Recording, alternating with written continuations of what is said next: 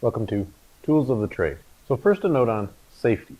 Most importantly, familiarize yourself with the safety hazards and precautions, and then do nothing that's unsafe.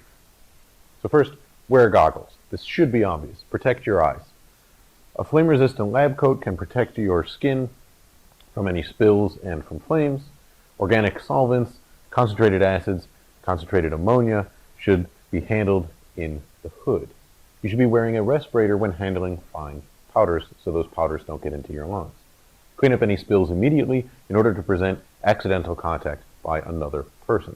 Spills on your skin should be immediately flushed with water, and then if a sink is closer than an eye wash station, flush your eyes with water from the sink first, and then proceed to the eye wash station and wash your eyes for 20 minutes. Yes, 20 minutes. That's a very long time, so just keep your goggles on and be safe, and you'll avoid this trouble. Now, you need to know where the eye wash station is in your lab. Once you have those chemicals in your eye and you're in pain, that's a very bad time to be looking around for your eye wash station. You should also know where the fire extinguisher is, the emergency blanket, and the first aid kit in your lab, and you should also know how to use them. You should label all of your vessels indicating what they contain. So don't have a flask or a beaker sitting out with something in it other than air and not have a label on it. Even if it's just water, put a label on it so that if somebody else comes into the lab, they know what it is. You should also know how to read the chemical hazard label on chemical bottles and to store those chemicals safely. You also then need to properly dispose of all waste. So here is a chemical hazard label that you'll see on chemical bottles. Here at the top, in the red box, we've got the fire hazard. And these numbers range from 0, which is not combustible, up to 4, which is a flammable gas or liquid, or an extremely flammable liquid. Note that even something with a 1 in this category is combustible if heated, so that can pose a danger. On the left side, you've got blue. This is your health hazard, ranging from 0, which is no unusual hazard, 1, which means it may cause some irritation, 2 is that it may be harmful if inhaled or absorbed through the skin, 3 means that it's corrosive or toxic, so avoid contact with your skin and also avoid inhalation. 4 means that it's quite dangerous. It may be fatal on even just a short exposure. And this means that specialized protective equipment is required. On the right side, we've got yellow, which indicates the instability hazard. 0 means it's stable. It's not going to react when mixed with water. 1 means it may react if heated or when mixed with water. 2 means it's unstable, so it will decompose sitting on a shelf, or it may react if mixed with water.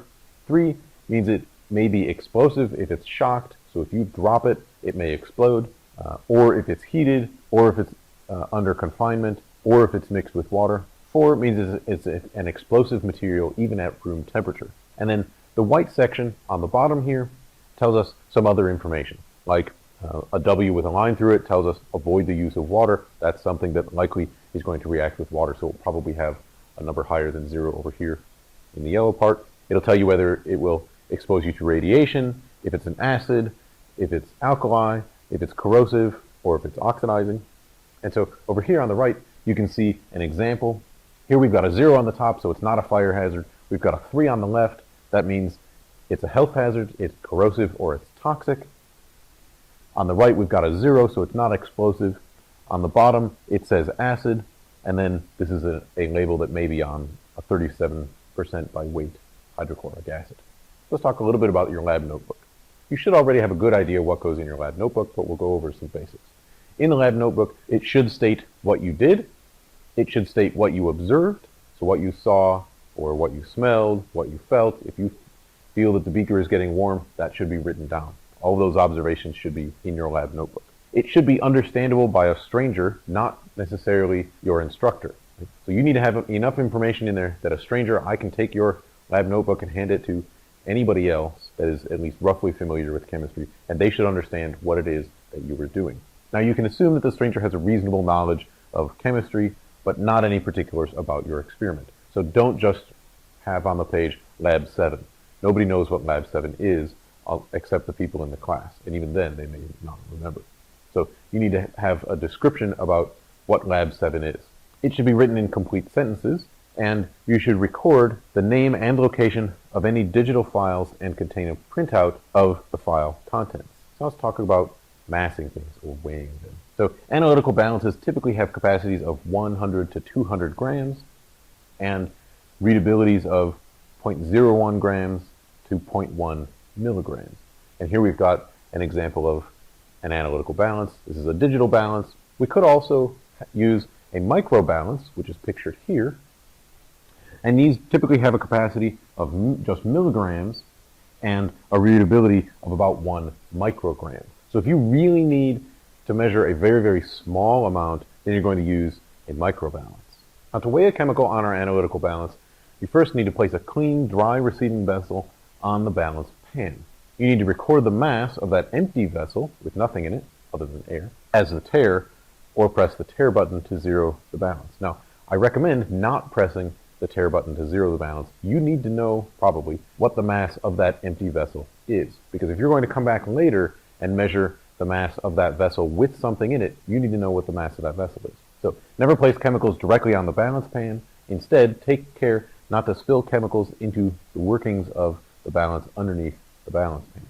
And place chemicals into the receiving vessel and then record the mass of the total. This is why you need to know the mass of that receiving vessel. And then subtract the tare mass if necessary. Again, I would suggest doing this by hand or with a calculator, but don't just press the tare button on the balance. Now, to weigh by difference for hygroscopic materials, first you're going to record the mass of a closed reagent bottle, and then quickly remove some reagent into a receiving vessel, and then close the reagent bottle.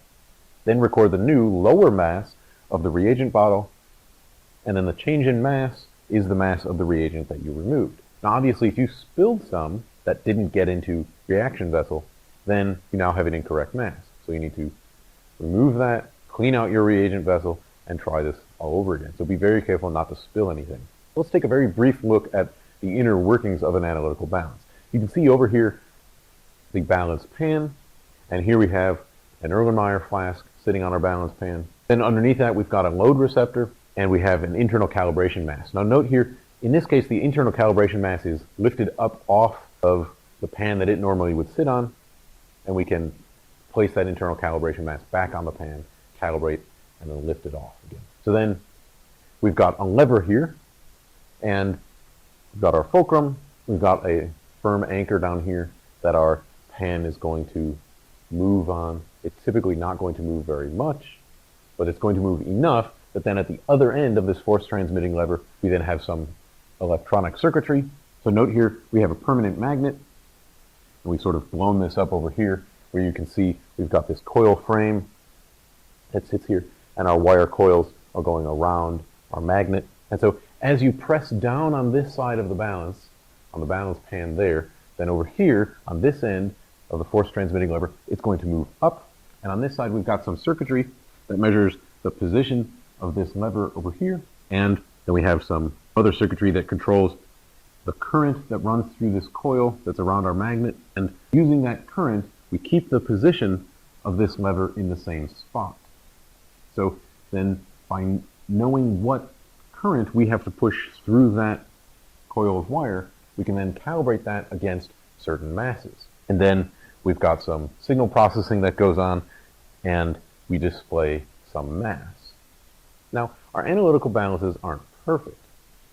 The samples must be masked at ambient temperature in order to prevent errors due to convection. So if you have a sample that's removed from an oven, it's going to take about 30 minutes to cool and should be placed in a desiccator to avoid absorption of moisture. Otherwise, if it's absorbing water out of the air, the mass is just going to increase. Now, we have to do this and wait for that sample to cool down, because if our sample is hot, then the air around it will heat up. As that air around it heats up, its density decreases, which means that it's going to rise relative to the other air around it in the balance. As that air moves up, we now have effectively a wind, an updraft, that's going to pull upwards on our sample. And our analytical balance is precise enough to detect that change, that apparent change in mass from that upward force, right? We're effectively lowering the force due to gravity on our sample. Rather, we're lowering the apparent force due to gravity. Also, fingerprint oils can affect the apparent mass of our sample, and thus should be avoided by using tweezers to handle the sample or using a Kim wipe or some other lint-free tissue to wipe off any fingerprints that you do get on there. Now, the glass doors of your analytical balance should remain closed during the measurement in order to avoid air currents. Balance has to remain level, because if you have a balance that's not level, then that lever is going to be in a different place. Also, this means that if you move the balance from one place to another, you're going to have to recalibrate it. So never ever move an analytical balance. Now, the object to be measured must be centered on the balance pan so that it applies its force directly downwards on that lever. Now, magnetic samples may interact with the magnetic field of the balance and thus should be measured on top of a spacer, such as an inverted beaker, to get them up away from that magnetic coil. Also, electrostatic charge on the object to be measured may show a unidirectional drift of the indicated mass as the object discharges. So if you notice that the mass is constantly changing, whether it's increasing or decreasing, it may be that the object that you're measuring the mass of is electrostatically charged, and you may just have to wait for it to be discharged. Now, a linearity error can occur between 0 and the calibration mass if there's a nonlinear response of the measurement system. Also, balance readings can drift if the room temperature changes. Now, this is generally going to be a few parts per million per degree Celsius. Now, let's also talk about buoyancy. Now, objects that are weighed in air, which are going to be just about all the objects you're going to measure, objects that are weighed in air appear lighter than their actual mass by an amount equal to the mass of the air that the object displaces. The true mass is the mass of the object measured in vacuum. And when the balance is calibrated, the standard mass is also affected by this buoyancy. So if a sample has the same density as the standard mass used for calibration, then the measured mass is accurate. On the other hand, if the density is different than the standard mass used for calibration, then the true mass m of the object can be found using this equation. So m here is the actual mass of our object, m prime is the indicated mass on our balance, dA up here is the density of air, which is 0.0012 grams per milliliter, near 1 bar and 25 degrees C. dW here is the density of the calibration weight, or the calibration mass that was used, which is generally 8.0 grams per milliliter, and D, down here, is the density of the object that's being weighed. Now for water, with a density of 1.0 gram per milliliter, the buoyancy error is about 0.11%. Now if you have 100 grams of water, or 100 milliliters, then the buoyancy error is going to be significant compared to the precision of the balance. We're also going to use burettes. A burette allows delivery of liquids in precisely controlled amounts. The tolerance of a Class A 50 milliliter burette is plus or minus 0.05 milliliters. For example, if the measured volume is 31.41 milliliters, then the true volume that was actually delivered may be anywhere between 31.36 milliliters and 31.46 milliliters, and still be within the tolerance of that burette. Now note that the tolerance indicates the accuracy of the burette, not the precision of the burette. Because remember, the precision of your measurement involves not just precision of the burette, but also the precision of how well the user, you, are actually taking measurements. So you need to be very, very careful so that most of the variation in the precision, or the variation in your measurements, is due to the instrument and not due to your sloppy handiwork. Let's look at an example burette. Over here, we've got our burette. Remember that 0 is at the top because you're draining liquid out, so you're measuring how much liquid has left the burette. And down here at the bottom for a 50 milliliter burette, we've got 50 milliliters. We still have some space underneath that, so you need to be very careful that you're never draining more than 50 milliliters or whatever the capacity of your burette is. And also you need to fill it no higher than the 0 mark. And don't bother getting it to 0, just get it close-ish and take a measurement so you know what the starting volume was. So here we have a meniscus, and it's right in there. So we're somewhere between 9 and 10 milliliters. And here we've zoomed in, and that's where the meniscus is. So it's in between these two marks. Now, what is the volume reading of the liquid in the burette? And then, what volumes are within the tolerance of that burette? Take some time, pause the video, and determine what you think the correct measurement is.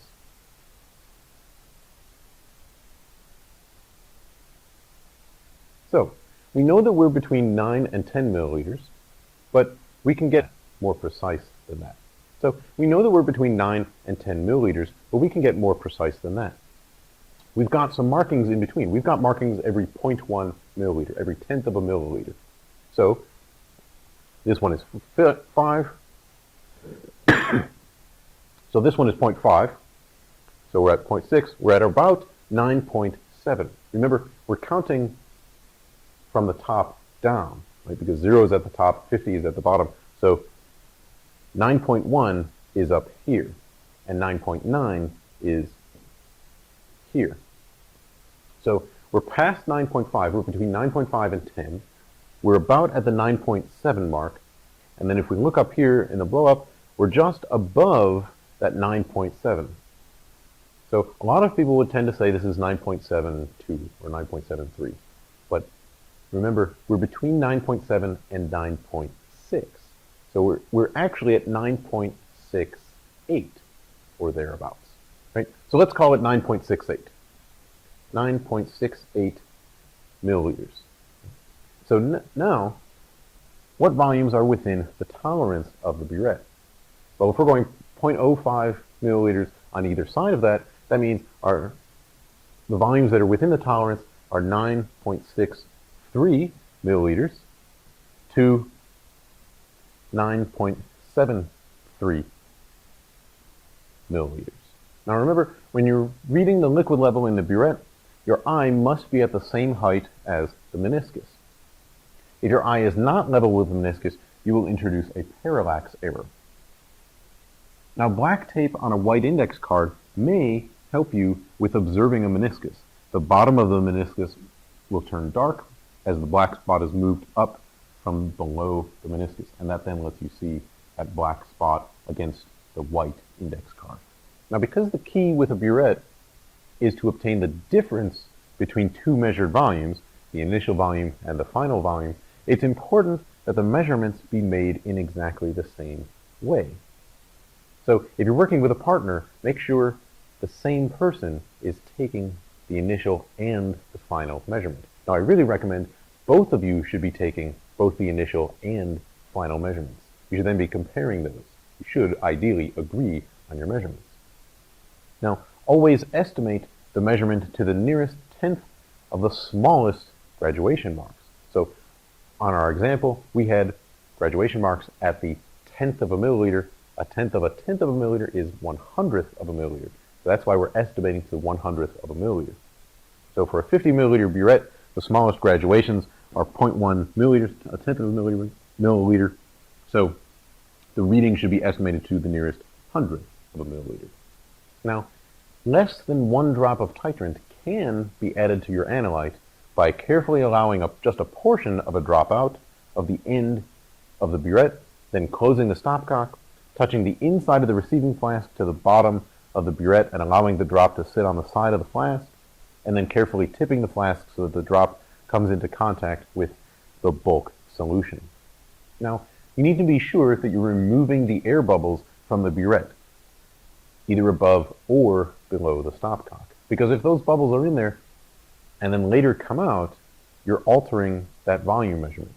So before filling the burette, rinse the walls of the burette using a small quantity of titrant solution, and then tipping and rotating the burette so that the walls are fully coated in that solution and thus fully rinsed. This procedure should be repeated a few times anytime the solution in the burette or any other glassware, such as a spectrophotometer cuvette or a pipette, is changed in order to avoid changing the concentration by any remaining wash water or other solvent. So now let's talk about volumetric flasks. A volumetric flask is calibrated to contain a particular volume of solution at 20 degrees C when the bottom of the meniscus is at the center of the mark on the neck of the flask. So TC, marked on your volumetric flask, means to contain. This is generally used on volumetric flasks. TD means to deliver. This is generally used on pipettes and burettes. Now the volume delivered will vary with the temperature because both the glass and the solution volume will vary with the temperature. So to use a volumetric flask, first dissolve the desired mass of reagent in the flask by swirling with less than the final volume of solvent. Then add some more solvent and swirl again, and repeat this adding and swirling until the liquid level is just below the neck of the flask. And then add the last few milliliters using a pipette, not a squirt bottle. You don't want to add too much. Okay, so add very, very slowly. Once the meniscus gets to the center of the mark on the neck of the flask, then tightly cap the flask and invert several times to complete the mixing. Now, if you observe streaks called Schlieren in the liquid, then the liquid is not homogeneous and you need to continue mixing. Now, the Schlieren arise from differences in refractive index of different parts of the heterogeneous liquid. So you need to continue mixing until those lines go away. Incidentally, these are basically the same lines that you see on a hot day in the air over a hot road. Right? As the air over the road is heating up, refractive index changes, and sort of that shimmering effect. That's the same sort of effect that you're going to see here in an insufficiently mixed solution. Now, glass absorbs traces of chemicals, especially cations, and so for ultra-pure work, the glassware needs to undergo an acid wash to replace those cations on the surface with hydrogen ions. And you can acid wash glassware in 3 to 6 molar hydrochloric acid or nitric acid, only in a hood, for at least 1 hour, and then rinse well with distilled water and soak in distilled water. So you want to keep them well hydrated. You never want to let them dry out. For trace analysis, things like parts per billion concentrations, glass should not be used because the analyte might be lost by adsorption on the glass walls. If you have a very low concentration of, say, a cation, if that cation is going to stick to the glass walls, then you may just lose all of it if you're using glass. So you need to use some other material. Now let's talk about pipettes and syringes. Now pipettes deliver a known volume of a liquid. And we have two types of pipettes. We've got transfer pipettes that you're probably familiar with. These deliver a fixed volume. They're more accurate. We've got different volumes here. I've got examples of 5, 10, 25, 50, and 100 milliliter pipettes. And then we've got measuring pipettes that deliver a variable volume. These are less accurate. Each of these has graduation marks. And here, these are 10 milliliter pipettes. And so they've got graduation marks every 1 milliliter and every 1/10 of a milliliter. You can distribute less than 1 milliliter or say 4.5 milliliters, something like that. So to use a transfer pipette, you want to use a rubber bulb to draw the liquid up past the calibration mark. Rinse the pipette once or twice, discarding the solution that was drawn up into the pipette in order to remove the traces of contaminants from the pipette walls. And then after drawing the liquid past the calibration mark, quickly remove the rubber bulb and cap the top of the pipette using your index finger. Wipe the excess liquid off the outside of the pipette, then touch the tip of the pipette to the side of the reagent beaker and slowly release pressure on your index finger to drain liquid from the pipette until the meniscus reaches the calibration mark. Now it may help to slowly rotate the pipette in your fingers using your thumb and middle finger. If you do not drain liquid with the tip of the pipette touching the side of a beaker, then a portion of the drop will remain on the end of the pipette and will thus cause you to deliver more than the stated volume. Now, keeping your index finger tightly over the top of the pipette, transfer the pipette to the receiving vessel, then touch the tip of the pipette to the wall of the receiving vessel and allow gravity to drain the pipette. Never blow out the pipette. Keep the pipette nearly vertical at the end of delivery, and the last drop should remain in the pipette as the pipettes are labeled TD. Remember, that's to deliver. They're not labeled TC, which means to contain. They're going to contain, before you've drained any out, slightly more than their measured volume, because some of it is going to remain in the pipette. Then you need to clean the pipette with distilled water. Now, never allow a solution to dry inside the pipette. That solute may attack the glass, and then when rinsed out later, that may alter the volume, the interior volume of the glass, and thus you're altering the delivered volume of that pipette.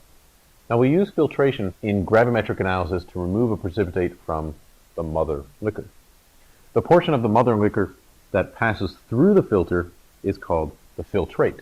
So the mother liquor includes the solid and the liquid portion. We pass it through the filter. That portion that goes down into the flask, that's called the filtrate. And we're going to use a fritted glass funnel shown over here. That's also called a Gooch filter crucible to filter our precipitate from our mother liquor. So to filter the mother liquor, stir it so that it forms a slurry, which is a suspension of solid in a liquid, and then pour the slurry down a glass rod to prevent splattering, and use a rubber policeman on the end of a glass rod or an appropriate wash liquid to transfer particles stuck on the glass to the filter. And if we then need to dry our precipitate, an oven at 110 degrees C can be used to dry our reagents or precipitates and glassware, and anything placed in the oven should be labeled. Now, we want to use a beaker and a watch glass as a dust cover, which you can see over here. So in this case, we've got a weighing bottle with our reagents inside. The cap is a jar. If you keep the cap closed, then any moisture that leaves the reagent is not able to get out of that bottle. Right? So we need to have the cap ajar.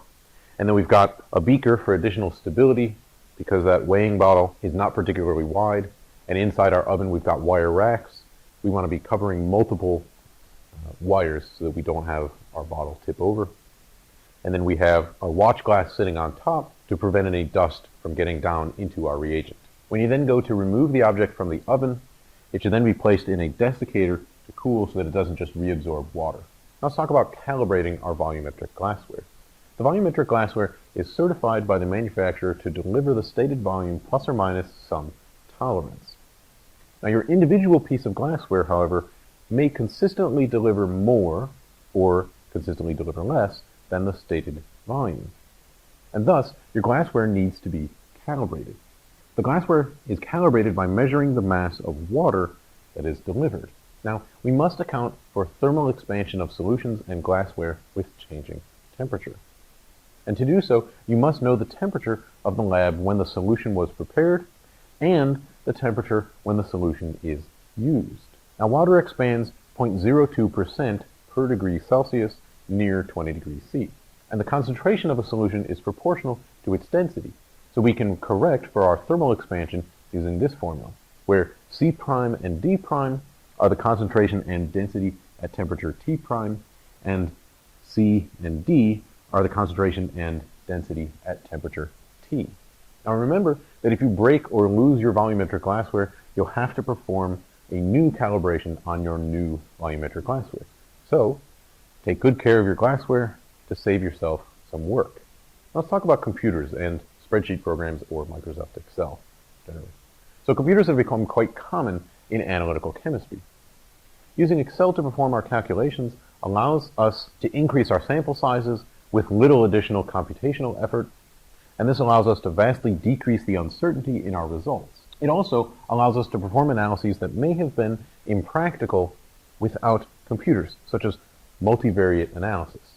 We can change multiple variables and form a matrix of results. Now, I'm not going to get into how exactly we're going to use Excel. The book does a good job of this, so see the book for an introduction to Excel. I'm instead going to assume that you have a working knowledge of Excel. If you don't, then do an online search for some decent tutorial and teach yourself Excel. You should be familiar with how to enter data and text into cells. You should be able to format that data and text, and you should be able to use formulas to perform calculations. So don't perform calculations by hand or on your calculator and then type in the results of those calculations. You actually use the computer to perform those calculations, because if you found an error early on and you have a whole series of calculations, you're going to have to go back and redo all those by hand. If instead you've used formulas to calculate those, you can change one cell and the rest of them will automatically update. Also, if you have multiple trials, you only need to type in that formula once and you can copy and paste or fill and drag to have Excel calculate all the rest of those values automatically. And that was Tools of the Trade.